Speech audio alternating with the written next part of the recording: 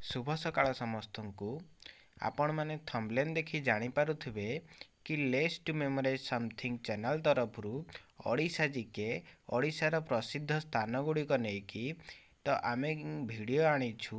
Video रे एटा होचे हमर पार्ट 1। एथिरे आमे 10 टी इंपोर्टेंट क्वेश्चन को आलोचना करिबा जहा कि आपण माने थंबनेल ने देखि पारुथिबे। तो आसंतु आलोचना करिबा।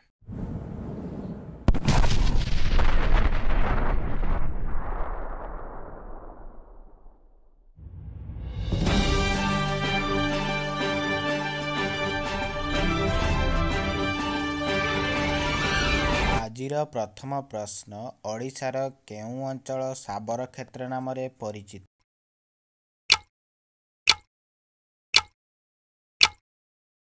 सठिक उत्तर कोरापुट।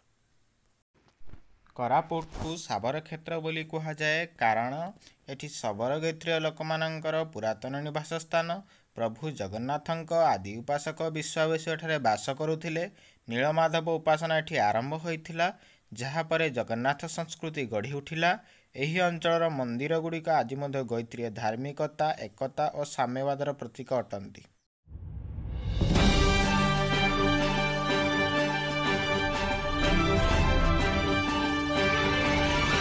द्वितीय प्रश्न, ओडिशार केउ मंदिर को कला पागड़ा कहा जाए?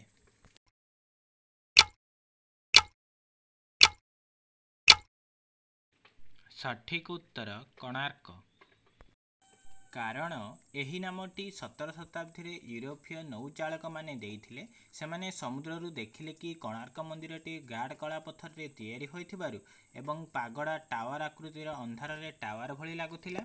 एहाकू ब्लैक पागड़ा किंबा कला पागड़ा बोली डाकुथिले। एहा सेमानक पई समुद्र पथर एक परिचय चिन्ह थिला। एहा पाखरे पुरीर जगन्नाथ मंदिर धला पत्थर रे तैयारी होइथिबारु व्हाइट पागड़ा नाम रे परिचित।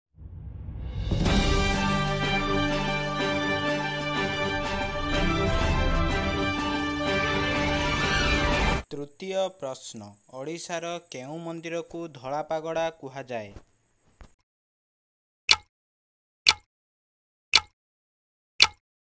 सठिक उत्तर पुरी।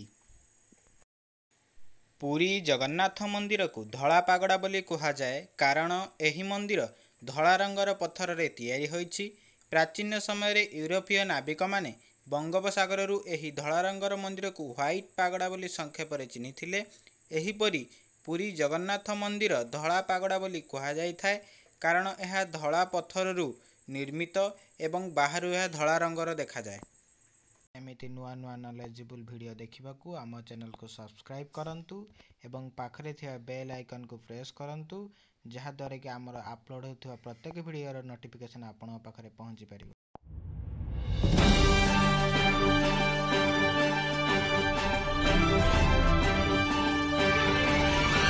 चतुर्थ प्रश्न, ओडिशार केउ शहर को इस्पात शहर कहा जाए?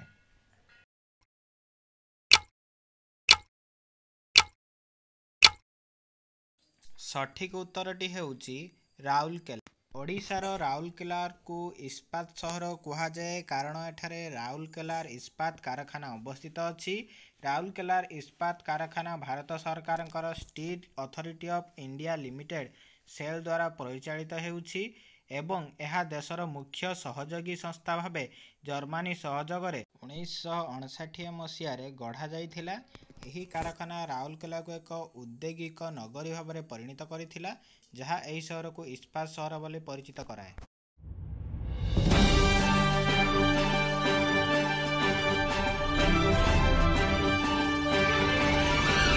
नंबर प्रश्न, हीरक त्रिभुज ओडिशार केउ अंचल को नहीं गठित?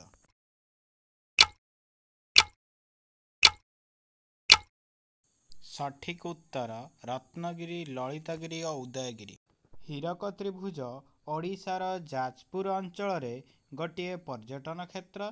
यार भित्तिभूमि रत्नगिरी, उदयगिरी एवं ललितगिरी पहाड़ अंचल को नहीं हुए।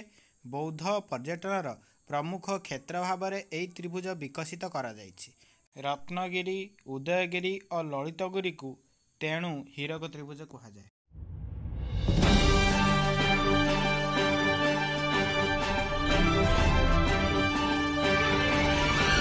षष्ठ प्रश्न स्वर्ण त्रिभुज ओडिशार केउं अंचल को नहीं गठित?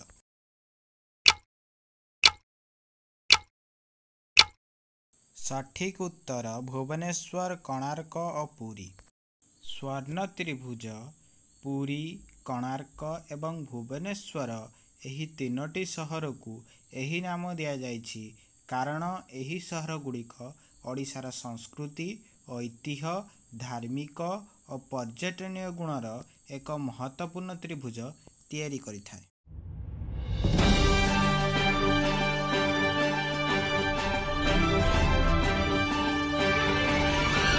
सप्तम प्रश्न ओडिशार भातहांडी बोली केउं जिला को कुहा जाए?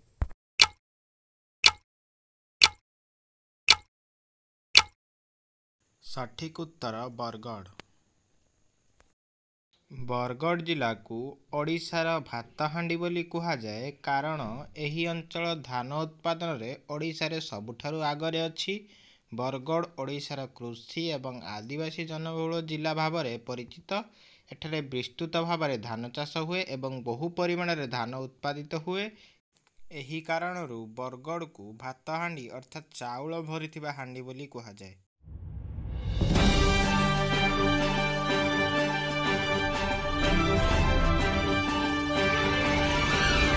अष्टम प्रश्न ओडिशार काश्मीर बोली केउं स्थान को कुहा जाए?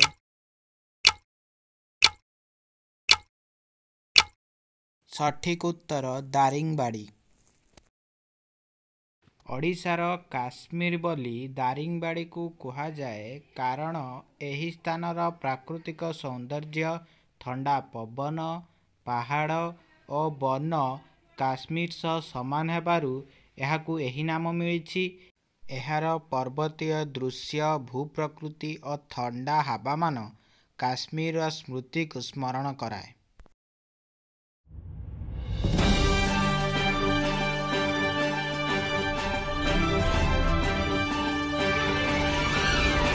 नवम प्रश्न ओडिशार कैलाश बोली केउं स्थान को कुहा जाए?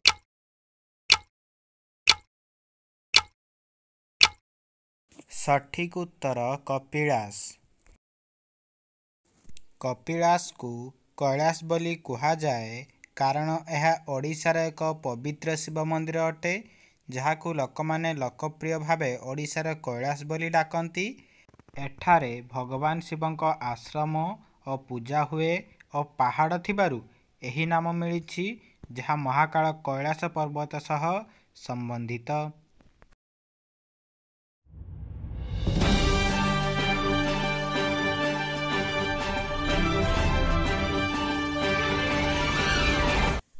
आजिर शेष प्रश्न ओडिशार गंगा बोली काहाकू कुहा जाए? सठिक उत्तरटी को आपण माने कमेंट माध्यम रे जणांतु। एमिति न्यू न्यू नॉलेजेबल क्वेश्चन एवं तार एक्सप्लेनेशन देखिबाकू आम channel let's do memorize something को लाइक, शेयर एंड सब्सक्राइब करंतु। धन्यवाद।